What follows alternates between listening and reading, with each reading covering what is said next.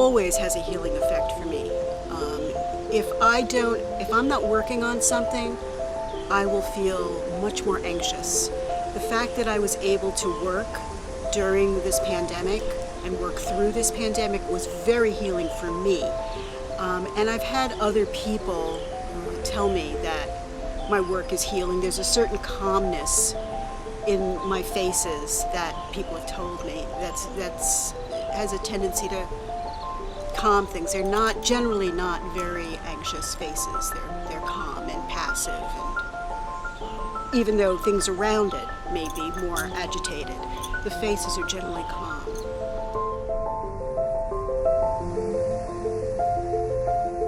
March was a pretty tough month. I had one of my best friends in childhood, his two sisters died. During that period of time, I probably knew about 9 people who died, all of them black.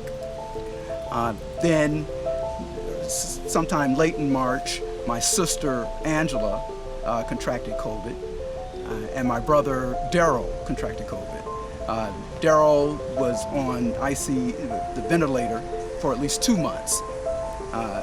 And Angela, at that point with Daryl in the hospital, my sister and everybody was concerned that everybody was going to die. So with all the death that was happening, one of the things that I was doing, because I thought it was a really creative period, so I was trying to write and paint, but I had to slow down because all the days started to merge together. And so I started drawing on index cards. So all of these are index cards. And then I would keep drawing on the index cards, and eventually I put them together on the board.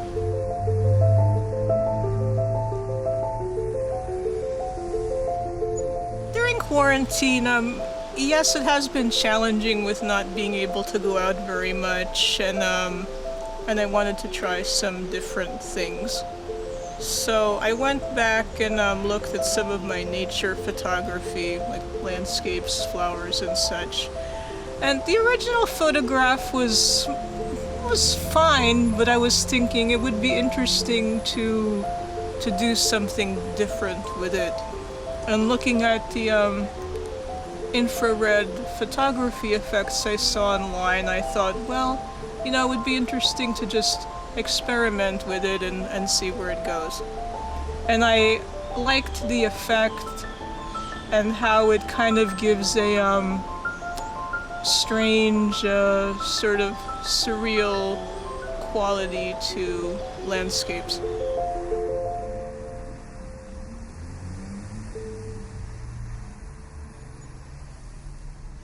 I started this piece during the pandemic, of course, and I titled it Just Barely because I felt that a lot of people were just barely holding it together.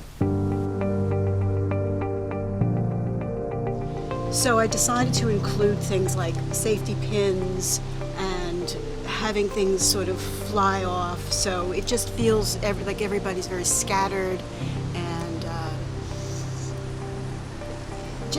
just barely holding it together right now. So that's why there's a lot of pieces that are a little raw-edged and a little rough-looking. And there's just, the figure is looking off, just hoping that some things are going to change eventually. This one is Hope Heals, and this one is Be Safe, Stay Well. This one is March. This one is more recent. Hope Heals is more recent. But when I created this in March, I had actually already recently started the process of drawing in circles. That's essentially millions of circles. And one of the reasons I started that was to be meditative. I'm accustomed to painting and sculpture, but I've never been this tedious. And this allowed me to focus. The name of my piece is Landscape in Purple. Art does help me with the COVID situation and being isolated. It's still challenging, obviously, but it does give me something to challenge my energies and my mind into. And I also find that when I share my artwork, that other people seem to also find it, interesting or uplifting to look at artwork instead of just thinking about, COVID or the bad things that, could potentially be happening in their lives. This is the very first time that I put a human figure in one of them. Very first time. I've had faces, but I decided that I wanted to be a little bit more structured, but also wanted to say something. And since all of what has been happening has involved human beings and has kind of been destructive of hope, I always try to go back there. So I wanted to recapture some other work that I've done where you're looking up to the sky and hopeful as opposed to downward and consumed by all of the tragedies going on. I rarely have an image in my head first. Usually I will have a title or I'll have an idea. Sometimes I'll do a quick sketch, but I think what started was this middle piece right here, believe it or not. That piece was from an old sneaker that I had sitting around my studio, and I really loved the way it looked, and I started working on it, and as I worked on it, the image and the idea sort of evolved.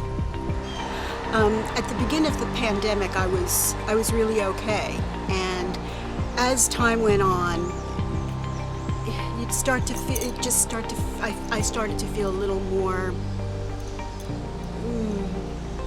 at loose ends with things, and that's kind of where this came from. So it was a little later than the beginning. I've been working through the whole pandemic, and I find it oddly inspiring.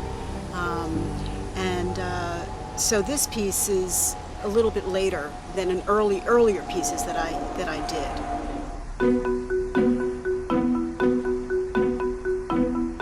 It's sort of outside of quarantine. That's kind of a nature scene that's sort of removed from the reality of COVID and the danger that COVID poses to our health. In another way, I think maybe the strangeness and kind of the unfamiliarity that's created by the purple filter and transforming it, that might reflect some of the the uncertainty and the change that COVID has brought to our lives. It's something familiar, but then it's not really familiar anymore. I let it go. After I create the work, I let it go and hopeful that people find something in it for them. Because art, of course, is like a book. Everyone comes to it very differently. So in terms of being satisfied, probably satisfied during the process. I am rarely satisfied after it's over. It's an ongoing process, and I'm not saying I'm not satisfied with the work, but there's always this hunger to do more. Our most valuable asset in life, period, is our time. What I found during the pandemic was having the time to really think about things and allowing my creativity to spread a little bit more. The time was what was really crucial. Being able to be home, not having the pressures. I was working from home remotely also I have a job, but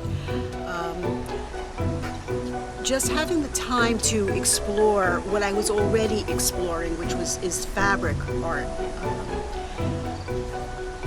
was very helpful.